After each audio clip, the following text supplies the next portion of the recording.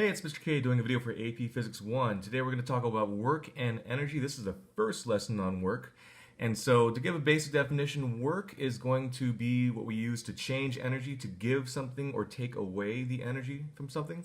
And energy is this ability to make something move. So if something has energy, then it's probably moving already, but you could have the potential to have motion, which is going to be called potential energy. So if I have this tennis ball here, it has the potential to move when I let it go. Gravity will do work on it as it moves downward. So as gravity works on it, it accelerates it and makes it move faster. We're going to give this ball kinetic energy, the energy of motion. And so first things first, let's go ahead and talk about work as far as a basic equation and definition. Work is going to be the letter W. We're going to use a force applied for some kind of change of position x, or sometimes you say a force times a distance. And we got to make sure that we have this force in the same direction as that displacement or that distance. And so we're going to do cosine theta. So all this is, usually cosine theta is not going to be used, but I'll show you some examples where it is. But it's a force for a certain distance. If that force is perpendicular to that distance, then we're not doing work on it, but we are turning it. That's going to be a centripetal force. So work, again, it's how we change kinetic energy.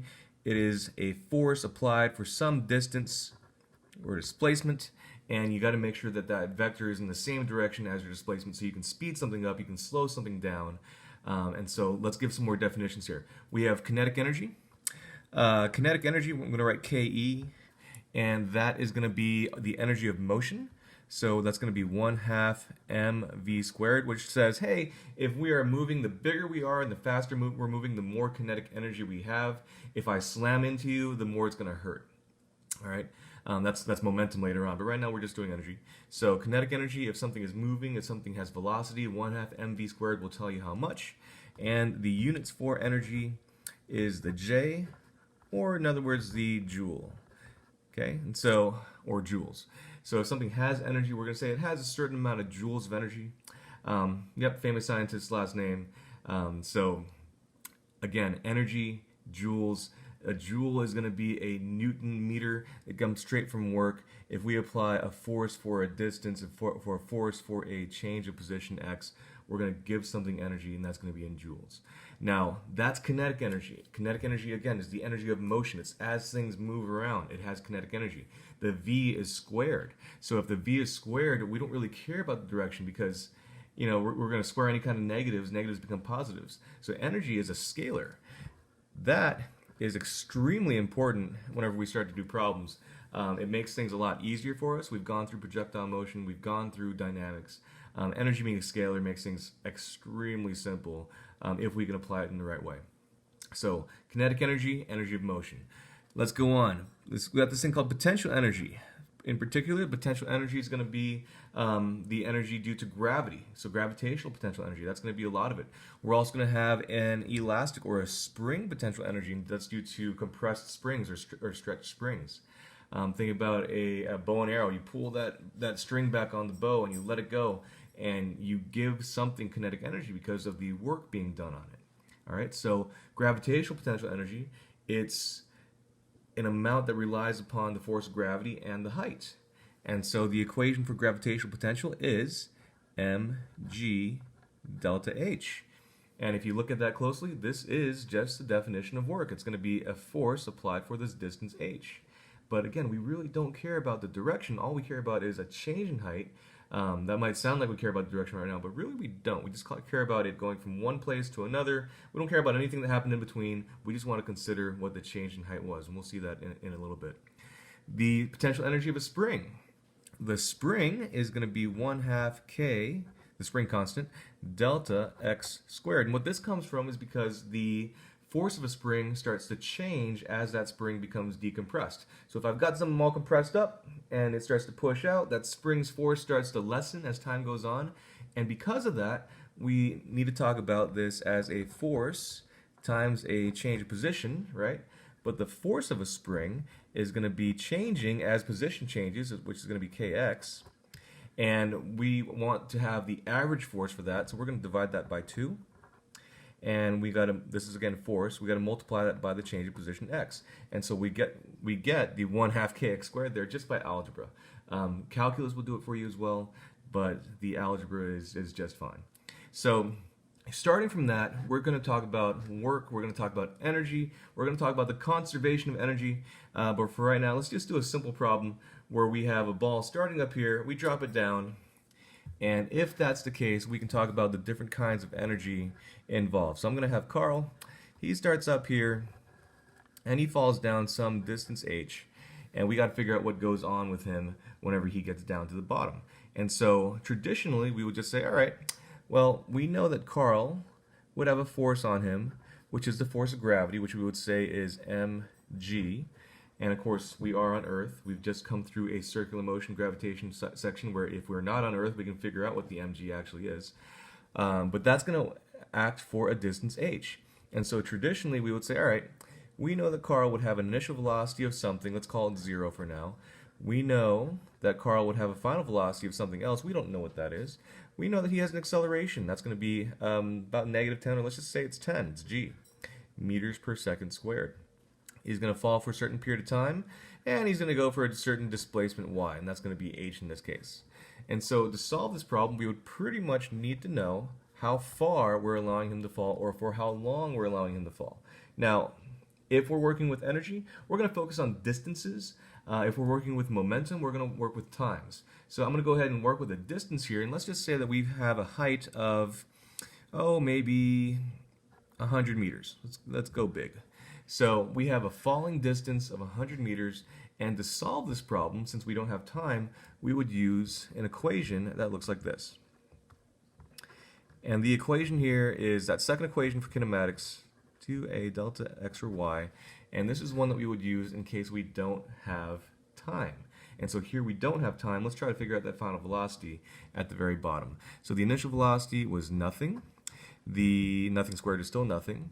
Plus 2a is going to be 10. I'm going to call downwards positive. And then the y is going to be 100.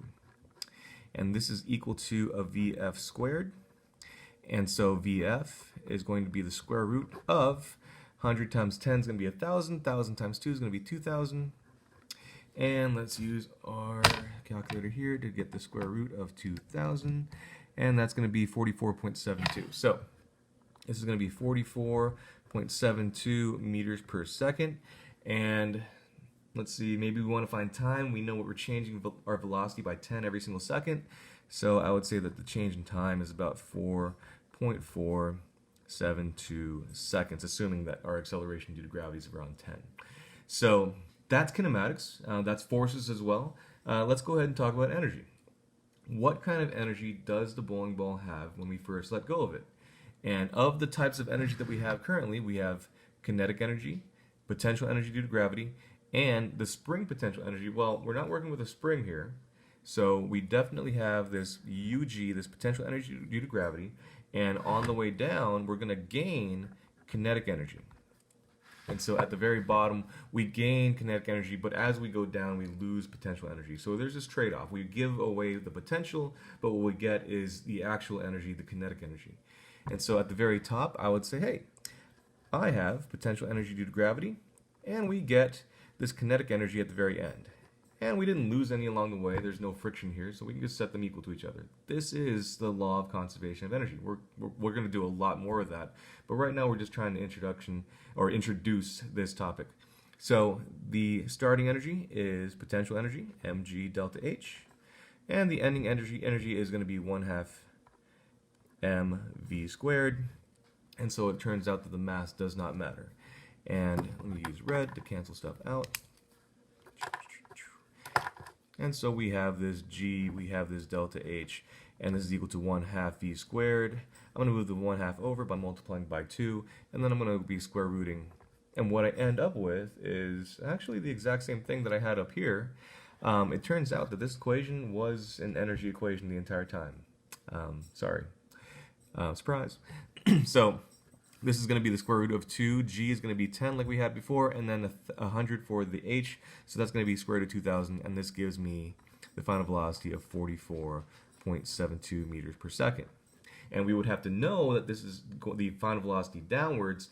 The downside to doing energy, as with the second equation the whole time around, is that you need to apply the negative when you think it's negative. So the squares are there to get rid of the negative. You need to know to apply the negative if you consider downwards to be negative. But we said downwards was positive for us. So let's do another problem. We've got, let's say, a kind of a lab problem that we're going to do off of Pivot. But if I make this for years and years and years in advance and we no longer have the Pivot stuff, then this is just a generic problem. Let's say we have a box. This box is going to be sliding to the right. I'm going to give it a mass. It's called M. And this floor here is going to be of friction. It's got a mu k value of, let's say it's like ice, so it's like 0.2. And this box has a velocity to it. And let's say the initial velocity of the box is like 20 meters per second. And so if the box has a velocity of 20 meters per second, it's going to slide and come to a stop eventually. And so we can do a free body diagram of that and say, all right, this box has a force of gravity downwards, some mg. It's got some normal force upwards, flat surface, so I'm going to say that's equal to mg as well. And let's see, it's got friction on it because it's sliding to the right, so let's draw the friction to the left. And that frictional amount is going to be normal force times mu. And so we have mg mu there. And so if we were to do this the way that we know how to do it, we would say, all right, the sum of all forces is equal to, well, the vertical forces don't matter, they cancel out. And so the horizontal forces would matter, negative mg mu k, the force of friction, and that's equal to ma. Well, the m's would, again, cancel out, doesn't matter. And so I would get an acceleration of negative g mu k for our problem. And if we knew that mu was 0.2, which we don't, we do, 2.2 times 10 is going to be 2, so my acceleration is negative 2 meters per second squared. Okay, and so if my acceleration is negative 2 meters per second squared, I start with a velocity of 20 meters per second, and it's going to take me about 10 seconds to stop because I reduce by 2 every single second. So the change in time is going to be about 10 seconds to come to rest. Well, if we go for 10 seconds, using kinematics, we can figure out how far we went. And if we want to figure out how far we went, based on this, we can use the third kinematic equation and say, all right, the change of position is equal to my initial velocity, 20, times my time, 10, plus my 1/2 a, negative 2, and then t squared, which would be, it's going to be 10 squared there. So let's see. Negative 2 over 2 is going to be negative 1. I've got 100 with this, so negative 100. And I've got 200 here. So 200 minus 100 is going to be just 100. We slide for 100 meters. Okay, let me just double check it with the logic. If I go and I start with 20 meters per second, I end up at 0 meters per second. I have an average velocity of 10 meters per second. And so if I have 10 meters per second and I go for 10 seconds, that's going to be 100 meters. So that works out. That's the old school way. The new way is, hey, well, let's look at work. Well, what is work? Work is a force that applies over a certain distance or displacement, and we got to make sure that that force is in the same direction as our displacement. Well, what's doing work here? Work is a change in kinetic energy. It takes energy away or it gives energy to. Here, we are taking energy away using friction. And so work done by friction is going to be the force of friction, mg mu, and we're going to go for a certain distance, delta x. And then my question is, what are we taking away? What are we working for? And the work that friction is going to do is negative. It's going to take away all the kinetic energy. So we're going to set this equal to a kinetic energy 1/2 mv squared amount.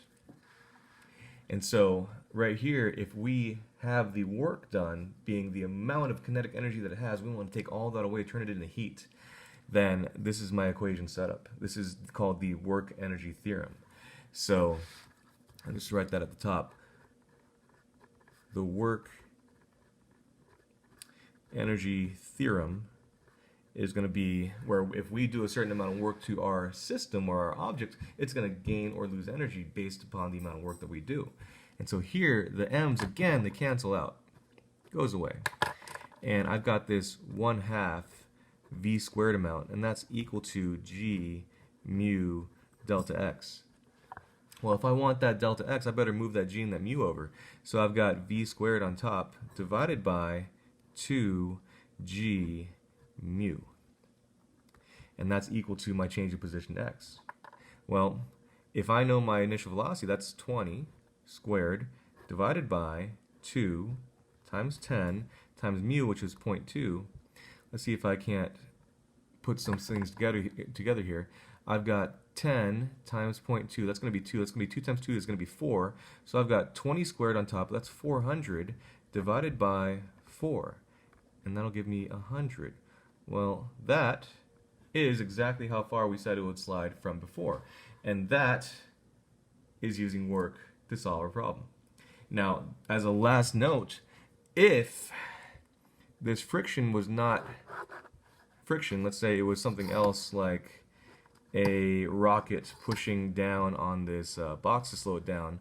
So maybe this box is going this way. Let's say there is a rocket force on it that's pointing down and to the left. Okay, so this is some applied force here. Well, if we wanted to work with this force, we would have to see that a part of it, this would be the force gravity and normal force, but we would have to see that there is a portion of this applied force, this one right here, that is doing work on our object to slow it down. The other portion of it, this one right here, is going to be doing, well, it's going to be pushing it into the ground, increasing normal force. So in order to solve a problem using work in this case, we would have to take the component that is the parallel component to the displacement. So we'd have to use cosine theta, assuming that this angle would be theta. All right, so I'm going to stop the video here. It's a little bit long, and we will continue talking about work in the next couple lessons.